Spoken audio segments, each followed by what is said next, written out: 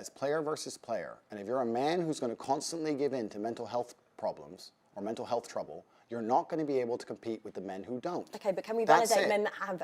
Completely. If you have mental health... So we can't go player, just validate men that have mental health issues. Absolutely. Okay. Men who have mental health issues, I wish them the best in the world. Okay, great. But when they come to me and say, and I get this all the time, Andrew, I have this problem, I'm depressed and I can't go to the gym. I say, no, I disagree. You're depressed because you don't go to the gym. If you go to the gym, you might start to feel better, right? I'm saying you can't sit as a man and afford the luxury of saying, I have a mental health issue today, I'm sad today, I'm stressed today, I'm emotional today, I can't work, because you will lose against the men who don't do that. And the male world is more competitive than you could possibly imagine. And it's the women who pick the winners. So I find it very interesting that a woman sits here to me and says, no, men are allowed to sit around and do fuck all and feel sad. And those are the men they ignore when they DM. No. Those are the men they ignore them all. No, actually, can I just chime in here?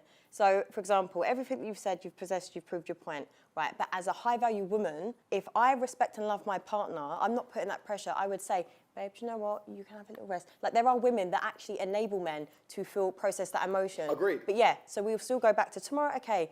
Agreed. Let's go back to work. But there are good women out there that don't put that pressure. I feel like your reality on women is warped because of a certain caliber of women. Yes, it is. I agree. You're right. But you're missing a very vital point of that story.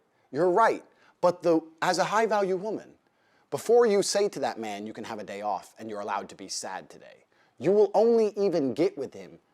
Let me change that. You will only even acknowledge he exists if he's ignored how he feels 99% of the time before that. Because if he was sad most of the time before that, he never would have got to a place where he could attract a woman like you.